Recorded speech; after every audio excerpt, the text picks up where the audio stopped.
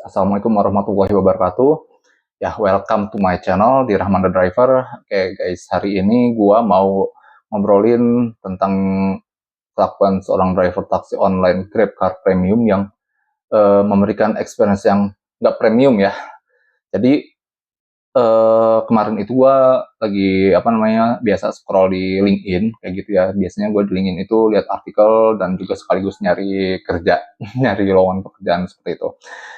Nah, singkat cerita, tiba-tiba muncullah di beranda gua tuh ada yang up tentang kelakuan seorang driver taksi online GrabCar Premium yang memberikan layanan nggak premium. Jadi kronologinya itu ada seorang suami nih, suaminya ini kayaknya kerja kayak gitu ya. Dia itu mau pesankan taksi online untuk istrinya kayak gitu kan. Istrinya ini ya mereka berdua baru punya anak sepertinya, baru punya anak dan itu masih bayi, sehingga si suaminya ngerasa ya si istrinya ini harus bepergian ataupun kalau nggak salah mau pulang atau mana gitu ya, gue lupa. Jadi pengennya tuh dapat layanan yang bikin nyaman lah kayak gitu. Sehingga si suaminya ini pesan layanannya ya GrabCar Premium. Ya kita tahu ya GrabCar Premium kan harganya beda ya, cukup tinggi gitu dibandingkan yang standar. Nah terus ketika si driver taksi online nyampe ke lokasi penjemputan, nah si istrinya ini baru buka pintu, nah itu udah langsung kecium bau rokok kayak gitu ya. Nah ketika udah masuk itu malah ngelihat kayak ya kurang bersih lah si drivernya ini. Maksudnya adalah itu ada korek gas di di handle pintu kayak gitu ya. Terus juga ada rokok di mana depan kayak gitu kan, sehingga si istrinya ini ngerasa nggak nyaman lah, udah bau terus juga nggak bersih kayak gitu ya. Padahal dia itu layanan premium yang diambil. Nah terus setelah nyampe lokasi pun ketika mau menyelesaikan orderan, si drivernya ini nginputin parking charge-nya itu 10.000 kayak gitu. Nah si customer ini kayak nggak terima lah. Nah, awalnya tuh si customer nganggap bahwa itu belum kena charge karena baru beberapa menit gitu.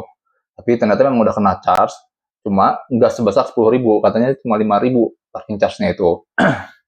Nah terus eh, karena mungkin si customer ini ngerasa kecewa lah ya, layanan yang diberikan seorang driver yang GrabCar Premium yang diharapkan mendapatkan layanan yang nyaman, justru dapat experience yang kurang baik, sehingga si suaminya kalau nggak salah yang nge-up lah di media sosial dan jadi cukup ramai kayak gitu teman-teman semua.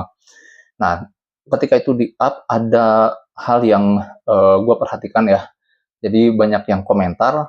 Nah ini yang menjadi uh, kayak efek berantai ya. Maksudnya adalah satu orang yang melakukan hal tersebut, tapi judgementnya itu cukup cukup parah ya. Maksudnya adalah yang komentar ini ngebanding-bandingin dan memang mereka nyebutin bahwa layanan taksi yang lain tuh lebih bagus kayak gitu. Nah ini kan tentu aja ya buat teman-teman saat ini sebagai driver GrabCar Premium ya mungkin kena dampaknya mungkin ya gue juga nggak tahu.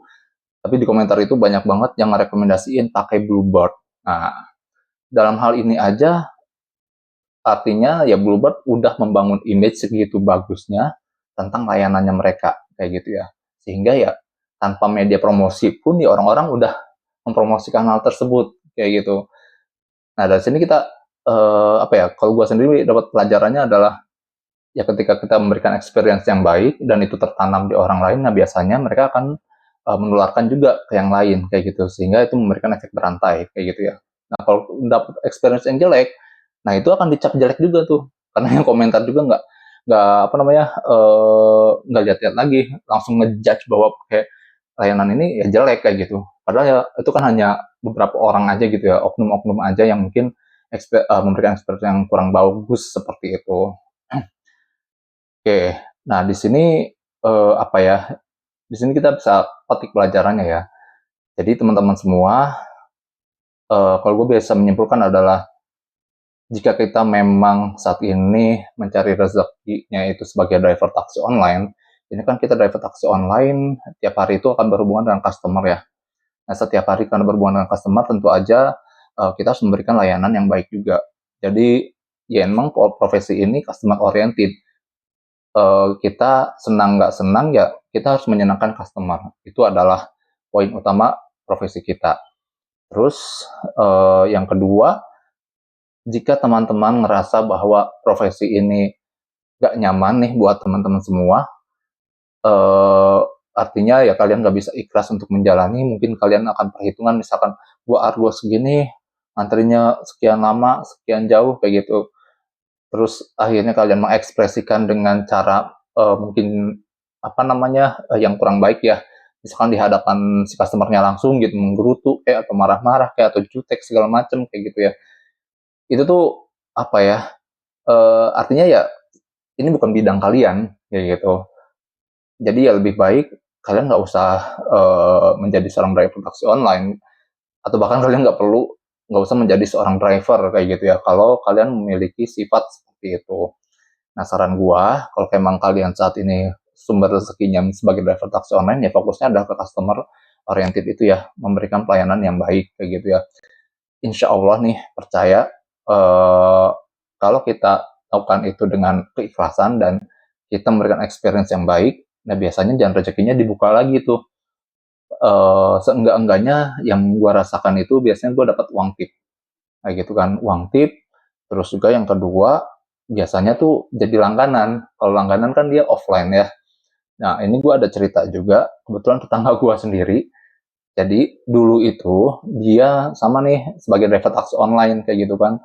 Driver taksi online itu dia pakai Grab, pakai Gokar sama InDriver. Jadi ada 3 aplikasi yang dipakai. Terus, nah mungkin ketika dapetin customer, ya customer yang ngerasa nyaman sama si tetangga gua ini, akhirnya ya udah jadiin langganan. Jadi tiap hari dia itu antar jemput, kayak gitu kan antar jemput dari pagi sampai sore. Pokok intinya sih dia pagi itu ada nganterin anak sekolah sama nganterin orang berangkat kerja tuh, kayak gitu kan. Terus sorenya juga sama, kayak gitu. Jadi ada beberapa anak sekolah kayak gitu kan yang pakai jasanya dia gitu untuk nganterin rute antarnya juga dari dari Geraha Raya, Alam Sutra, Gading Serpong sampai ke BSD. Muter itu aja. Nah itu setiap hari dia itu dapetin 300 sampai 500 ribu kayak gitu. Itu dari langganan rutinnya dia ya. Nah artinya kalau kita memberikan experience yang baik, pengalaman yang baik kepada customer, biasanya customer akan percaya kepada kita dan memberikan peluang lain untuk memperbesar penghasilan kita. Nah sekarang tetangga gua ini udah nggak main taksi online lagi.